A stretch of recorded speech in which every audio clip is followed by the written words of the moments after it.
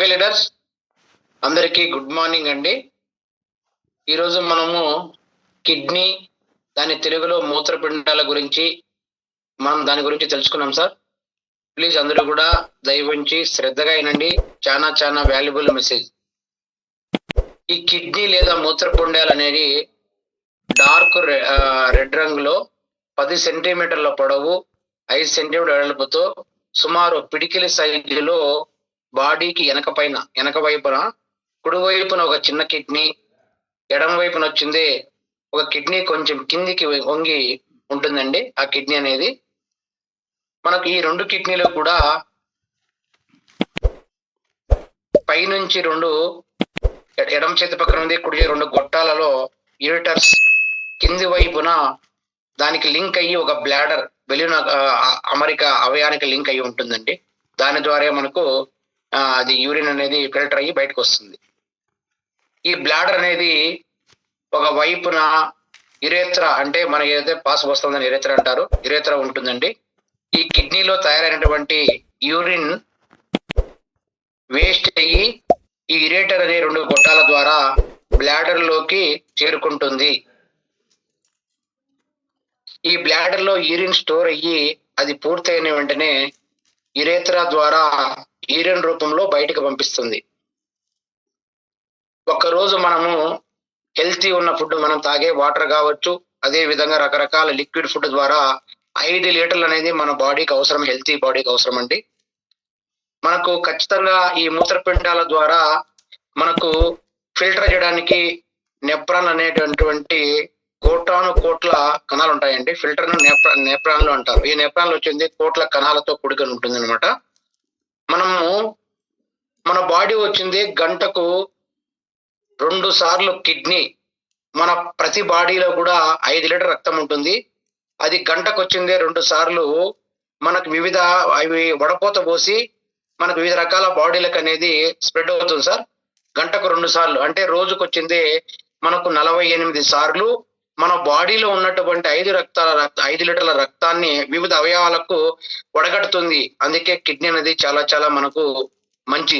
అది ఎంత బాగుంటేనే మనం అంత హెల్తీగా ఉంటాము. కాబట్టి దానికోసమే కిడ్నీ గురించి ఎంత బాగా అయితే మనం కాపాడుకుంటామో మిగతా అవయవాలు కూడా మనకు వచ్చిందే. ఒకసారి కిడ్నీ అనేది పాడైందంటే మనం దాన్ని రీజనరేట్ కాదు. అదే విధంగా మళ్ళీ ఖచ్చితంగా అది మనకు ఎటువంటి పరిస్థితుల్లో కూడా కాపాడుకోవడం ఎంతనే ఉంది. కిడ్నీ కాపాడుకోవాలి, కిడ్నీని రీప్లేస్ అనేది చేయలేము సార్. కాబట్టి కిడ్నీ ఆవశ్యకతను మనందరం కూడా తెలుసుకుంటే దీనికి సంబంధించి మనం టెస్టులు ఏ విధంగా చేస్తామనేది దాని గురించి కూడా ఒకసారి మనము తెలుసుకున్నాం. ఒకవేళ అవసరం అనుకుంటే ఈ టెస్టులు నేను చెప్తాను, నోట్ చేసుకోండి, స్లోగా చెప్తాను. ఎందుకంటే టెస్టులు అనేది ఇంపార్టెంట్. మనకు కిడ్నీకి సంబంధించినటువంటి టెస్టులు వచ్చింది 4 రకాల టెస్టులు మనం తెలుసుకోవచ్చు సార్. ఫస్ట్ వచ్చింది యూరిన్ ద్వారా. యూరిన్ టెస్ట్ అంటే మూత్ర విసర్జన ద్వారా మనం చేయొచ్చండి.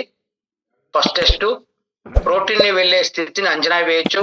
మన బాడీలో ఆల్బుమిన్ రేంజ్ ఏ విధంగా ఉందో తెలుసుకోవడానికి యూరిన్ టెస్ట్, యూరియా ద్వారా మనం వచ్చిందే చేసుకుంటే మనకి ఈ విధంగా ఈ యొక్క ఏదైతే మనము అనుకుంటున్నామో ఇక కిడ్నీ ఫంక్షన్, ఆల్బుమిన్ రేంజ్ ఏ విధంగా ఉంది, ప్రోటీన్ వెళ్లే స్థితి ఏ విధంగా ఉన్నది తెలడానికి యూరిన్ ద్వారా, మూత్రం ద్వారా చేసే పరీక్ష, దాని ద్వారా కూడా కిడ్నీ ఏ విధంగా ఉందో మనం తెలుసుకోవచ్చండి. సెకండ్ వచ్చింది చాలా very important, kidney function test. ఇది బ్లడ్ ద్వారా చేస్తాం సార్. దీనిలో మనకు వచ్చింది 9 రకాలైనటువంటి ఖనిజాలు ఉంటాయి. ఈ ఖనిజాల్లో నార్మల్ గా నేను హెల్త్ చెప్తాను సార్, నోట్ చేసుకోండి. యూరియా అనేది నార్మల్ రేంజ్ 14 నుంచి 40 milligram per decilitre urea level అనేది ఉంటే normal range. First kidney test లో మనం వచ్చి మొత్తం 9 రకాల రిపోర్ట్లు వస్తాయి. అది రక్తం ద్వారా చేస్తాము. ఫస్ట్ వచ్చింది యూరియా ద్వారా. మనం నార్మల్ గా ఉండాలంటే యూరిన్ టెస్ట్ చేసినప్పుడు 14 నుంచి 40 మిల్లీగ్రామ్ పర్ డెసిలీటర్ ఉంటే నార్మల్ రేంజ్ ఉంది. అది ఫస్ట్ టెస్ట్. దాంట్లో సెకండ్ పరంగా వచ్చింది blood urea nitrogen. Blood urea nitrogen లో మనకు 14 నుంచి 40 కూడా, ఇది కూడా same milligram per decilitre. Urea అన్న అంతే, బ్లడ్ యూరియా నైట్రోజన్ అన్న ఒకటే అండి. ఈ రెండు కూడా సేమ్ రేంజ్ లో మనం కనుక చూసినప్పుడు 14 నుంచి 40 మిల్లీగ్రామ్ పర్ డెసిలీటర్ ఉంటే నార్మల్ ఉన్నట్టు. సిరం క్రియాటిన్ అనేది చాలా చాలా ఇంపార్టెంట్. ఎవరైతే 0.5 నుంచి 1.1 మిల్లీగ్రామ్ పర్ డెసిలీటర్ ఉంటే ఇది నార్మల్ గా మనం ప్రకటించవచ్చు. సిరం క్రియాటిన్ ఇది చాలా చాలా ఇంపార్టెంట్. 0.5 నుంచి 1.5 మధ్య ఎవరైతే ఉంటారో అది నార్మల్ మనముగా పరిగణించవచ్చు. ఫోర్త్ వచ్చింది యూరిక్ యాసిడ్ లెవెల్. మన బాడీకి నార్మల్ గా 3.4 నుంచి 7.2 మిల్లీగ్రామ్ పర్ డెసిలీటర్ ఉంటే యూరిక్ యాసిడ్ ఈ కిడ్నీ అనేది ఫంక్షన్ నార్మల్ గా ఉన్నట్టు మనం పరిగణించవచ్చు. అదే విధంగా కాలుష్యం వచ్చింది మనకు 8.8 నుంచి 11 మిల్లీగ్రామ్ పర్ డెసిలీటర్ ఉంటే నార్మల్ గా మనం పరిగణించవచ్చు. అంతకన్నా ఎక్కువ ఉన్న ప్రమాదమే, తక్కువ ఉన్న ప్రమాదమే కాలుష్యం అనేది. అదే విధంగా ఫాస్ఫరస్ కూడా మనకు 2.5 నుంచి 4.5 మిల్లీగ్రామ్ పర్ డెసిలీటర్ అనేది నార్మల్ గా మనము ఉండొచ్చు. అంతకన్నా ఎక్కువ ఉండకూడదు, తక్కువ ఉండకూడదు. సోడియం లెవెల్ పరంగా వచ్చేకొద్దికే 135 నుంచి 150 మిల్లీగ్రామ్స్ పర్ డెసిలీటర్. 135 నుంచి 155 మధ్య ఉంటే సోడియం లెవెల్ అనేది నార్మల్ గా మనము పరిగణించవచ్చు. పొటాషియం పరంగా అయితే 3.5 నుంచి 5.5 మిల్లీగ్రామ్ పర్ డెసిలీటర్ గా ఉంటే దీన్ని నార్మల్ గా మనం పరిగణించవచ్చు. ఎన్ని కిడ్నీ ఫంక్షన్ సార్. క్లోరైడ్ పరంగా అయితే 96 నుంచి 106 పర్ మిల్లీగ్రామ్ పర్ డెసిలీటర్. ఒకవేళ ఈ 9 మీరు రాసుకోకపోతే నేను స్లైడ్ ప్రిపేర్ చేసి పెడతాను సార్, మీరేం బాధపడిన అవసరం లేదు. మనం సెకండ్ టెస్ట్ వచ్చింది ఇది అనమాట. మనము ఈ కిడ్నీ ఫంక్షన్ టెస్ట్ లో అది రక్తం ద్వారా చేసుకుంటే 9 రకాల రిపోర్ట్ డిస్ప్లే అవుతుంది దాంట్లో.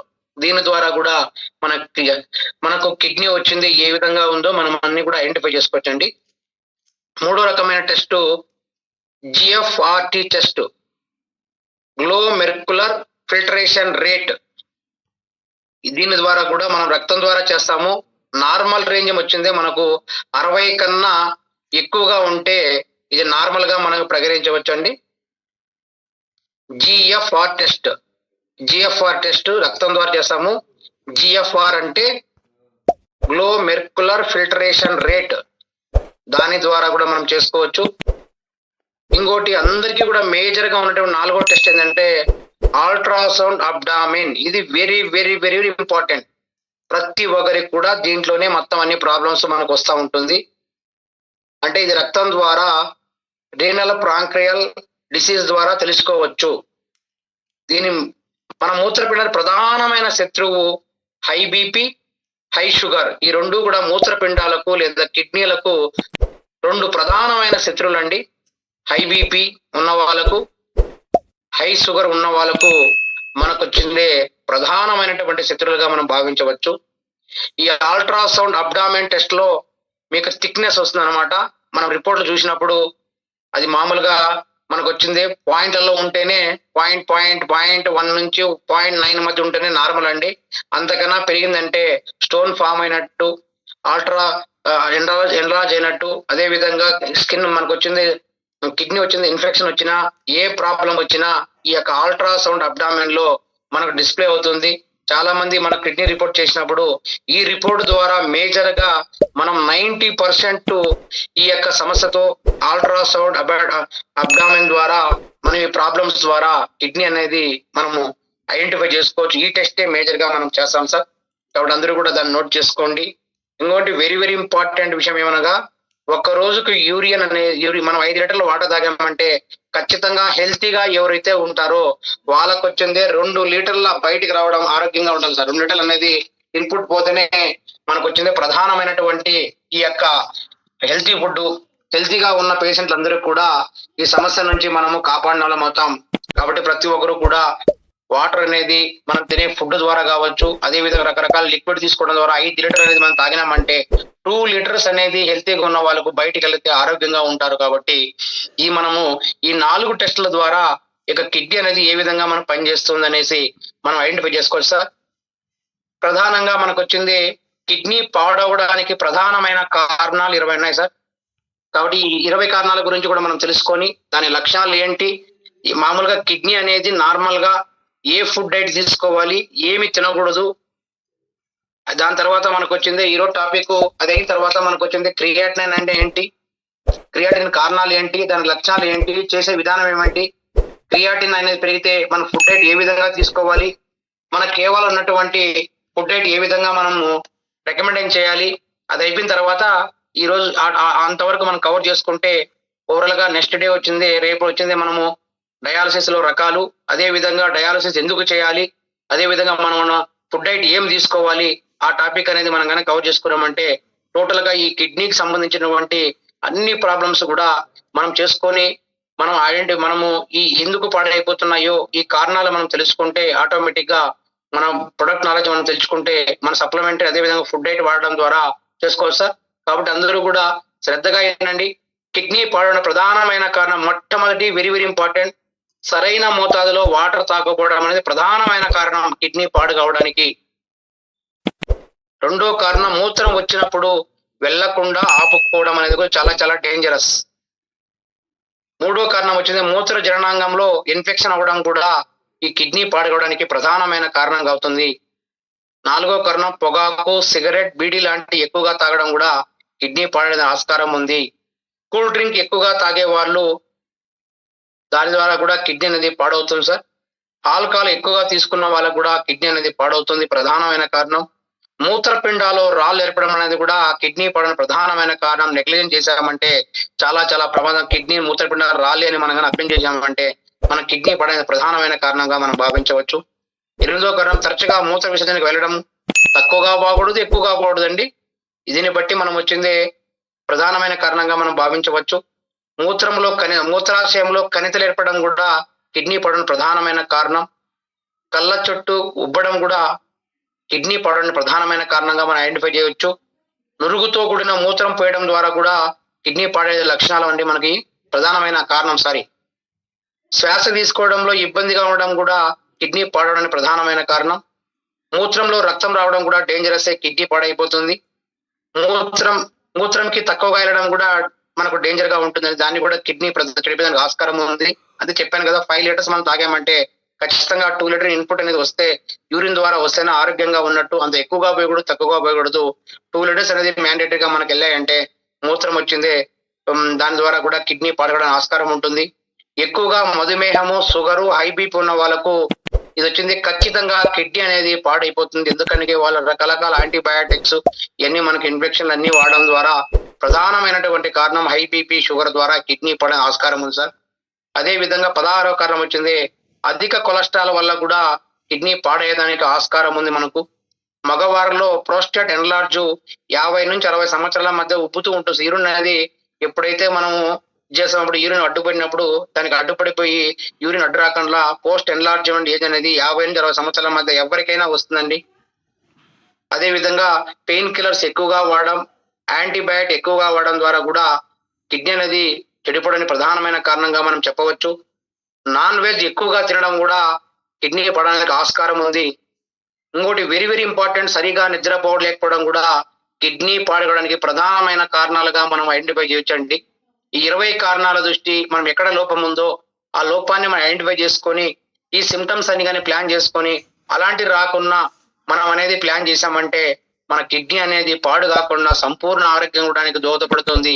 ఈ 20 రకాల ఏదైనా ఒక్క లోపం ఉన్నా కూడా ఆ లోపం నుంచి మనం పైకి వెళ్ళి దాన్ని ఐడెంటిఫై రెక్టిఫై చేసుకొని మనం ఉన్నదానికన్నా ఏ విధంగా అయితే మనం ఈ విధంగా ప్లాన్ చేసుకుంటామో అవన్నీ కూడా రెక్టిఫై చేసుకొని దాని ఆపోజిట్ లో మనం ప్లాన్ చేసుకున్నామంటే కిడ్నీ అనేది పాడు కాకుండా ప్రధానంగా మనం వచ్చింది హెల్తీగా ఉండడానికి దోహదపడుతుంది సార్.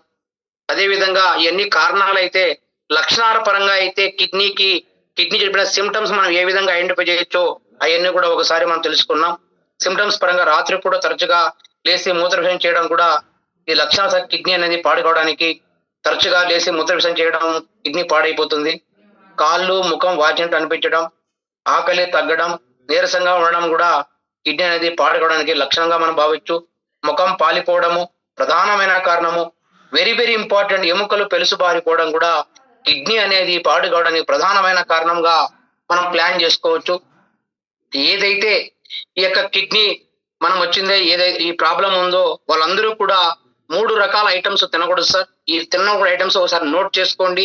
కిడ్నీ సమస్యలు ఈ 20 కారణాలు కావచ్చు, ఈ లక్షణాలు కావచ్చు ఉన్న వాళ్ళకి వచ్చింది కిడ్నీ వచ్చింది. అరటి పండ్లు తినకూడదు, ఫ్రూట్ జ్యూసులు తాగకూడదు, నాన్ వెజ్ వీక్లీ వన్స్ మాత్రమే తినాలి, అంతకన్నా ఎక్కువ తినకూడదు. ఈ 3 అనేది తినకూడని వస్తువులు, ఇది అవాయిడ్ చేయాలి.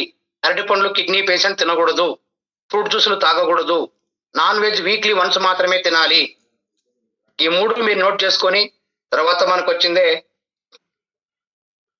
ఫుడ్ వాడాల్సిన ప్రొడక్ట్లు కూడా ఉంటుంది సార్. దీంట్లో గుర్తుపెట్టుకోండి, ఫుడ్ అనేది కిడ్నీ మనకు వచ్చింది హెల్తీగా ఉండడానికి మనకు ఉపయోగపడే ఆహార పదార్థాలు సపరేట్ మనం రాసుకోవాల్సి వస్తుంది. దీంట్లో వచ్చింది క్రియాటిన్కి ఏమి తినకూడదు, ఏమి తినాలో దాన్ని కూడా రాసుకోవాల్సి వస్తుంది. అదే విధంగా డయాలసిస్ పేషెంట్లు ఏమి తినాలో 3 రకాలు వస్తాయి సార్. కిడ్నీకి వచ్చింది ప్రధానంగా మనకు వచ్చింది ఏమి ఫుడ్ తినకూడదు, ఆ 3 కూడా మీరు ఐడెంటిఫై చేసుకోండి. అరటి పండ్లు తినకూడదు, ఫ్రూట్స్ తాగకూడదు, నాన్ వెజ్ వీక్లీ వన్స్ మాత్రమే, ఈ 3 తినకూడదు సార్. తినే వస్తువులు రాసుకోవాల్సిన అవసరం ఎంత రాసుకోండి. వాటర్ అనేది ఖచ్చితంగా ఎక్కువ తాగాలి. కుకుంబర్, చెర్రీస్ ఎక్కువ తినాలి. యాపిల్స్, పైనాపిల్ అనగా అంటే మనకు అనాస పండు తినాలి, అట్లే పండు తినాలి సార్. పైనాపిల్లో కాలిఫ్లవర్ తినాలి, చేపల పులుసు తినాలి, ద్రాక్ష వచ్చింది ఎర్రగా ఉన్నది తినాలి, మనకు స్ట్రాబెర్రీస్ తినాలి, నట్స్ తినొచ్చు, గుడ్డల్లో తెల్లదనం మాత్రమే తినాలి, వెల్లుల్లి తినొచ్చు, స్వీట్ పొటాటో తినొచ్చు, తృణధాన్యాలు తినొచ్చు, ధనియాలు తినొచ్చు, జామకాయ తినొచ్చు, బొప్పాయి తినొచ్చు. పప్పు దినుసులు లిమిట్ లో తీసుకోవాలి. అదేవిధంగా దాంట్లో మనం కందిపప్పు కావచ్చు, మినపప్పు కావచ్చు, పెసరపప్పు కావచ్చు, రాజ్మా కావచ్చు, పన్నీర్ కావచ్చు, ఇది తీసుకోవచ్చు. క్రాన్బెర్రీలో వచ్చిందే మనం క్రాన్బెర్రీ కూడా వాడచ్చు. గోధుమ రంగు పుట్టగొడుగులు మాత్రం బడ్స్ తినాలి సార్. గోధుమ రంగు పుట్టగొడుగులు బడ్స్ తినాలి. ప్రతినిత్యం ఎవరైతే కిడ్నీ ప్రాబ్లమ్స్ మనం ప్రాధాన్యత అందరూ కూడా కొత్తిమీర తీసుకుంటే ప్రధానంగా వచ్చింది కిడ్నీ ప్రాబ్లం అనేది మనకు తగ్గిపోతుంది. కొత్తిమీర మనం తీసుకోవాలి సార్. కొత్తిమీర ప్రధానమైన మనకు వాడితే ఈ యొక్క కిడ్నీ అనేది ప్రాబ్లం లేకుండా మనం ఐడెంటిఫై చేసుకోవచ్చు. దీంతో పాటు మనకు వచ్చింది మనకు పెరుగు తినొచ్చు, బెర్రీ పండ్లు తినొచ్చు, బ్లాక్ బీన్స్ తినొచ్చు, ముల్లంగి తినొచ్చు, గుమ్మడి విత్తనాలు తినొచ్చు, నువ్వుల గింజలు తినొచ్చు, అల్లం తినొచ్చు, పశువు దినాలు తినొచ్చు, rice brown oil, alive oil వాడాలి సార్. క్యాబేజీ, బెంగళూరు మిర్చి తినాలి, బెర్రీస్, ఉల్లిపాయలు తినాలి, అలివ్ నూనె, కేల్ అనేటువంటి కాబేజీ రకం చెందిన ఆకుకూర తినాలి. ఇది వచ్చింది అమెజాన్ లో లభిస్తుంది సార్. మెగాడియా నట్స్ అమెజాన్ లో మనకు ఆర్డర్ లభిస్తాయి సార్. ఇవి వచ్చింది ఫారెన్ లో దొరుకుతాయి. మెగాడియా అనేది దాన్ని కూడా తినడం ద్వారా ఈ కిడ్నీ అనేటువంటి సమస్యను మనము సాల్వ్ చేసుకోవచ్చు. బక్ వచ్చింది వీట్ బక్ రొట్టెలు తినాలి. అదేవిధంగా పల్కర్ ధాన్యము, స్కిన్లెస్ బాయిలర్ పొడి మాంసం మాత్రమే తినాలి, స్కిన్లెస్ తినాలి సార్. అర్హుల అనేటువంటి ఆకుకూర కూడా తినడం ద్వారా ఈ యొక్క కిడ్నీ అనేటువంటి ప్రధానమైన సమస్యను మనం అనేది కాపాడిన వాళ్ళం అవుతాం. కాబట్టి దీని ద్వారా కిడ్నీ అనేది ఎన్ని ఫుడ్స్ ను మనం ఫాలో అయితే మనం కిడ్నీ సంపూర్ణ ఆరోగ్యంగా ఉండడానికి దోహదపడుతుంది. అదే విధంగా మన మూత్రపిండం లోపల సైట్స్ లో ఆక్సిలేజ్ అనే ఎంజైమ్ ఉత్పత్తి అవుతుంది సార్. ఈ ఎంజైమ్ అనేది మనం కాపాడుకోవాల్సిన ఎంజైమ్ ఉంది. ఈ ఎంజైమ్ వాడితే ఆటోమేటిక్ గా మనకు వచ్చింది ఈ ప్రాబ్లం నుంచి మనం రెక్టిఫై అయిన తర్వాత ఎప్పుడైతే మనకు ఈ యొక్క ఈ లెవెల్స్ అయిన తర్వాత క్రియాటిన్ అనేది అదుపులో ఉంచుకోవాల్సిన అవసరం ఎంతైనా ఉంది. ఒక వ్యక్తి మనకు వచ్చింది క్రియాటిన్ అనేది మీరు చెప్పినట్టు 0.5 నుంచి 1.5 అంటే హెల్తీగా ఉన్నట్లు మనం ఐడెంటిఫై చేసుకోవచ్చు. అది డిపెండ్ ఆన్ ఏజ్ ని బట్టి కూడా మారుతూ ఉంటుంది. కానీ ఈ రేంజ్ లో ఉన్నప్పుడు క్రియాటిన్ అనేది అదుపులో ఏ విధంగా ఉంచుకోవాలంటే ప్రధానంగా అవి కూడా మనం నోట్ చేసుకోవాలి. ఈ క్రియాటిన్ అనేది ఎంత బాగా అదుపులో ఉంటే కిడ్నీ సమస్యలు రాకుండా ఉంటాయి. కాబట్టి మనం అందరం కూడా ఐడెంటిఫై చేసుకోవాలి సార్. క్రియాటిన్ అదుపులో ఉంచే మార్గాలు మనకు బీపీని, షుగర్ ను అదుపులో ఉంచుకోవాలి. అవి అదుపులో ఉన్నాయంటే ఆటోమేటిక్ గా మనకు వచ్చిందే ఇది కంట్రోల్లోకి వస్తుంది. క్రియాటినైన్ అనేది కిడ్నీలు ఎలా పనిచేస్తుందో డాక్టర్లు చెప్పే సలహా సార్. ఎందుకంటే క్రియాటిన్ అనేది ఒక వ్యర్థ పదార్థము. మనం పని చేయడానికి కండరాల నుంచి వ్యర్థ పదార్థాలన్నీ కూడా క్రియాటినైన్. ఈ క్రియాటినైన్ రక్తంలో వెళ్ళి కిడ్నీల ద్వారా బయటకు వెళ్ళిపోతుంది సార్. ఈ క్రియాటిన్ పరీక్ష చేసే విధానం 2 రకాలుగా మనం ప్రయోగం చేస్తాం. రక్తం ద్వారా పరీక్షిస్తే దాన్ని సిరం క్రియాటినైన్ పరీక్ష అంటారు. ఎందుకంటే బ్లడ్ ద్వారా చేయొచ్చు. దీన్ని యూరిన్ ద్వారా పరీక్షిస్తే యూరిన్ క్రియాటినైన్ పరీక్ష అంటారు. దీన్ని 2 రకాలుగా చేయొచ్చు. రక్తం ద్వారా చేసే సిరం క్రియాటిన్ అంటారు, యూరిన్ ద్వారా చేసే యూరిన్ క్రియాటిన్ అంటారు. ఈ 2 ద్వారా కూడా మనం చేసుకుంటూ అవుతుంది. మనం 100% కూడా సిరం క్రియాటిన్ ద్వారా మాత్రమే మనం చేసుకుంటున్నాం. రక్తం ద్వారా మాత్రమే చేస్తున్నాం. అదే విధంగా ఈ పరీక్ష ఎవరైతే ఈ సిరం క్రియాటిన్ చేసుకుంటే వాళ్ళందరూ కూడా పరీక్ష చేసుకున్నాము 24 గంటల ముందు నాన్ వెజ్ అనేది తినకూడదు. యాసిడ్ యాంటీబయాటిక్ మాత్రలు వేసుకున్నప్పుడు ఒకసారి డాక్టర్ సంప్రదించినప్పుడు మాత్రమే ఎప్పుడైనా మీరు పరీక్ష చేసుకోవచ్చు సార్. ఎందుకంటే 24 అవర్స్ ముందు నాన్ వెజ్ అవాయిడ్ చేయాలి. యాంటీబయాటిక్ యాసిడ్ ఎక్కువ వాడే వాళ్ళు, గ్యాస్ట్రిక్ ఉన్న వాళ్ళు వాడతాం కాబట్టి దాన్ని ఒకసారి సంప్రదించి డాక్టర్ను ఎప్పుడైతే 24 అవర్ టైం అవుతుందో అప్పుడు మాత్రమే పరీక్ష చేసుకుంటే మన అక్యురెన్స్ రిజల్ట్ వస్తుంది. ఈ పరీక్ష వచ్చిందే మనము వంశపారంపర్యంగా ఉండే వాళ్ళకైతే హై బీపీ కావచ్చు, హై షుగర్ వ్యాధి ఉన్న వారికి కావచ్చు, సంవత్సరం కన్నా ఒకసారి సంవత్సరానికి ఒకసారి ఖచ్చితంగా ఈ పరీక్ష చేసుకోవాల్సిన అవసరం ఉంటుంది. ఎందుకంటే especially high BP, high sugar, అధిక కొలెస్ట్రాల్ ఈ 3 కారణాలు ఉన్నా కూడా వీళ్ళు సంవత్సరానికి ఒకసారి వంశపారపరంగా ఎవరికైనా ఉన్నా కూడా వీళ్ళు క్రియాటిన్ టెస్ట్ అనేది సంవత్సరం ఖచ్చితంగా చేసుకోవాలి సార్. మగవారిలో సిరం క్రియాటిన్ ఎక్కువగా ఉంటుంది. మగవారిలోనే ఎక్కువ ఉంటుంది సార్ సిరం క్రియాటిన్ అనేది. మగవారిలో కండరాలు ఎక్కువగా ఉంటాయి కాబట్టి క్రియాటిన్ వస్తుంది. ఎందుకంటే మన బాడీకి కావాల్సిన మజిల్స్ ఎక్కువ ఉంటాయి కాబట్టి మగవాళ్ళకి మాత్రమే వస్తుంది.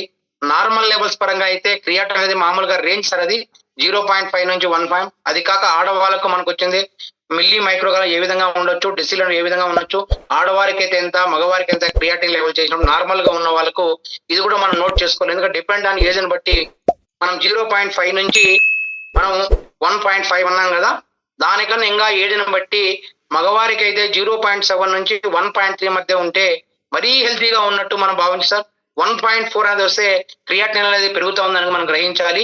1.3 మధ్య ఉంటే బిలో మైక్రోగ్రామ్ పర్ డెసిలీటర్ ఉంటే నార్మల్ గా ఉన్నట్టు మనం ప్రశ్నించవచ్చు. అదే విధంగా మైక్రో మిలియన్స్ పరంగా అయితే 65.4 నుంచి 119.3. ఎందుకంటే మన వాళ్ళు మిల్లీగ్రామ్ పర్ డెసిలీటర్ చూసారు, మైక్రో మైల్స్ ద్వారా చూసారు కాబట్టి ఈ 2 రిపోర్ట్లు ఏది వచ్చినా కూడా మనం ఈ విధంగా నార్మల్ గా ఉన్నట్టు మనం పసిగట్టవచ్చండి.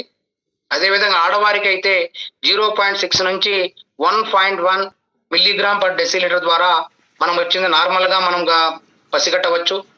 అదే మైక్రో మైల్స్ ద్వారా అయితే 52.2 నుంచి 91.6 మధ్య ద్వారా వస్తే మనం చేసుకోవచ్చు. దీని వచ్చి నార్మల్ రేంజ్ గా క్రియాటిన్ అనేది మనము నిర్ధారణ చేయవచ్చు. ఏజ్ 3 సంవత్సరాల నుంచి 18 సంవత్సరాల మధ్య ఎవరైతే ఉంటారో వాళ్ళందరికీ కూడా 0.5 నుంచి 1 మిల్లీగ్రామ్ పర్ డెసిలీటర్ ఉంటే నార్మల్ గా ప్రయాణించవు. బిలో 3 ఇయర్స్ లోపలైతే 0.3 నుంచి 0.7 మధ్య ఉంటే నార్మల్ గా మనం ప్రకటించవచ్చు. అంటే యావరేజ్ గా అనేది మనకు 1.4 కన్నా తక్కువ అనేది క్రియాటిన్ లెవెల్ అనేది ఉంటే ఆటోమేటిక్ గా మనం హెల్తీగా మనం పసిగట్టవచ్చు. కాబట్టి దాన్ని ఐడెంటిఫై చేసుకొని ఈ క్రియాటిన్ అనేది పెరగకుండా మనం ప్లాన్ చేసుకోవచ్చు సార్.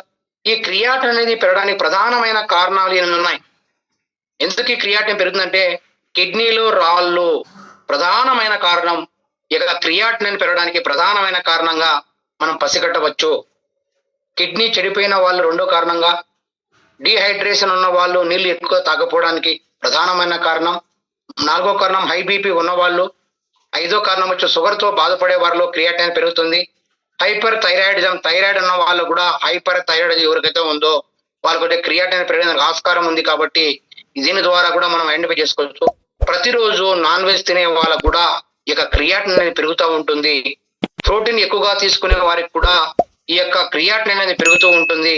కాబట్టి మనం అందరం కూడా ఏదైతే ఈ ప్రాబ్లమ్స్ అన్ని ఉన్నాయో దీన్ని ఏ విధంగా బ్యాలెన్స్ చేసుకోవాలి, దీన్ని ప్లాన్ చేసుకుంటే ఆటోమేటిక్ గా మనకి ఈ ప్రాబ్లం క్రియాటిన్ పెరగకుండా, సైడ్ ఎఫెక్ట్స్ రాకుండా, యాంటీ పైన్ కిల్లర్ వాడుకున్నా మనం అనేది ప్లాన్ చేసుకున్నామంటే ఈ ప్రధానమైనటువంటి సమస్యను మనం పారదోలిస్తే సంపూర్ణ ఆరోగ్యం అవ్వడానికి మనకు చాలా చాలా దోహదపడుతుంది. మన బాడీ కిడ్నీ లేదా మూత్రపిండాలు తెలుగులో అంటారు, చాలా చాలా ఇంపార్టెంట్ సార్.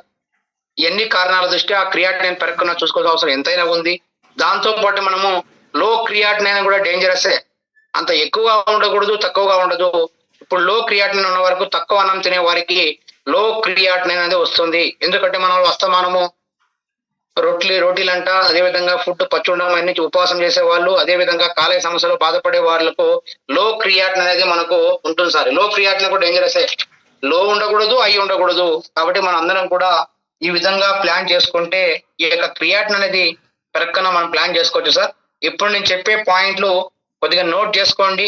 కిడ్నీ వేరు, క్రియాటిన్ లెవెల్ కు ఫుడ్ డైట్ వేరు, డయాలసిస్ కు ఫుడ్ డైట్, 3 రకాల ఫుడ్ డైట్ వస్తుంది సార్. ఆల్రెడీ మనం కిడ్నీ పైన డైట్ రాసుకున్నాం. ఇప్పుడు క్రియాటిన్ ఉన్న వాళ్ళకు ఎప్పుడైతే క్రియాటిన్ పెరిగిందో దాన్ని కంట్రోల్ గా ఉంచడానికి మనం తీసుకోవాల్సిన ఫుడ్ వచ్చిందే డిఫరెంట్ గా వస్తుంది. సబ్జెక్ట్ కూడా మీరు మార్చుకోండి. ఇంతకుముందు మనం డిస్కస్ చేసుకుంది కిడ్నీ పాడయ్యే వాళ్ళకు కిడ్నీ పాడు కాకుండా ఫుడ్ సప్లిమెంటరీ అండి. ఇది క్రియాటిన్ అనేది పెరగకున్నా మనం తీసుకోవాల్సిన ఫుడ్ డైట్ కూడా ఇంపార్టెంట్. చికెన్ మాత్రమే తీసుకోవాలి. నాన్ వెజ్ తీసుకున్న వాళ్ళు చికెన్ మాత్రం, అది కూడా మంత్లీ వచ్చింది 2 times మాత్రమే తీసుకోవాలి. కొద్ది మోతాదులోనే తీసుకోవాలి. అది కూడా ఫ్రై తీసుకోవాలి సార్. క్రియాటిన్ పెరగకుండా ఉంటుంది. గుడ్డలో తెల్లదన తినాలి. పాలిస్ లేని పప్పు ధాన్యాలు, అది కూడా పెసరపప్పు తినాలి సార్. క్రియాటిన్ పెరగకుండా ఉండండి. ఎక్కువ కార్బోహైడ్రేట్ ఆహారం తీసుకోవాలి.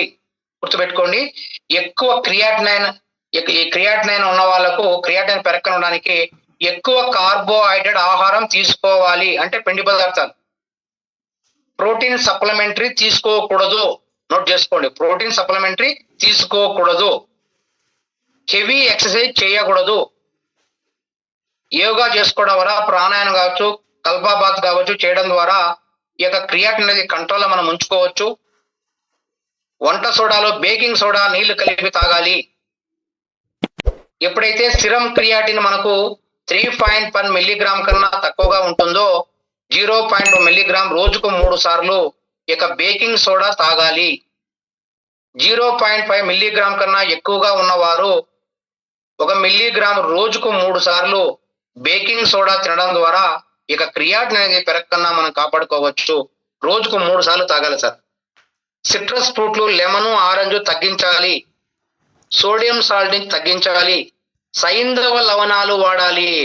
క్రియాటిన్ ఉన్న వాళ్ళు ఈ యొక్క సైంధవ లవణాలు అనేది మనం వాడాలి సార్. అదేవిధంగా ఆల్కహాల్ పూర్తిగా మానాలి. చలి తక్కువగా ఉండే ప్రదేశాల్లో ఉండకూడదు. లో టెంపరేచర్ పెట్టకూడదు. క్రియాటిన్ ఉన్న వాళ్ళు కావచ్చు, కిడ్నీ పేషెంట్లు కావచ్చు, రెండింటికి వర్తిస్తున్నది. చల్లనీళ్ళతో స్నానం చేయకూడదు ఈ కిడ్నీ పేషెంట్. ఎక్కువగా డయాలసిస్ వ్యాధి అదుపులో ఉంచుకోవాలి. డయాబెటిక్ ఏదైతే ఉందో ఈ డయాబెటిక్ ను కంట్రోల్లో పెట్టుకుంటే మనకు వచ్చింది చేసుకోవచ్చు సార్. దీంతో పాటు మనకు వచ్చింది అడవుల్లో లభిస్తుంది తెల్ల గల్జేరు ఆకు వాడాలి. ఈ తెల్ల గల్జేరు ఆకు ఉండలు ఉదయం ఒకటి, సాయంత్రం ఒకటి ఎవరైతే తింటారో వాళ్ళందరికీ కూడా క్రియాటిన్ అనేది పెరగకుండా మనకు వస్తుంది సార్. దీంట్లో పాటు మనకు కేవాలో వచ్చింది food supplement, kidney care, silver plus, detox plus tablet, food patches, milk thistle drops, triple stem cell drops మనము 12 months వాడామంటే ఈ సంపూర్ణంగా ఇక క్రియాటిన్ అనేది ప్రాబ్లం కావచ్చు, కిడ్నీ ప్రాబ్లం కావచ్చు, డయాలసిస్ ప్రాబ్లం కావచ్చు, అన్నిటికీ కూడా ఏదైతే ఉందో దాన్ని ప్లాన్ చేసుకుంటే ఈ విధంగా మనం అందరం కూడా ఐడెంటిఫై చేసుకోవచ్చు సార్. కాబట్టి ఈ రోజు టాపిక్ వచ్చిందే ఇటు వరకు సార్. రేపు వచ్చిందే మనము ఫర్దర్ గా రికార్డింగ్ స్టాప్. ఈ వీడియో మీకు నచ్చినట్లయితే మన తెలుగు ఛానల్ని సబ్స్క్రైబ్ చేయండి మరియు షేర్ చేయండి, లైక్ చేయండి. For more information please visit www.kevaind.org.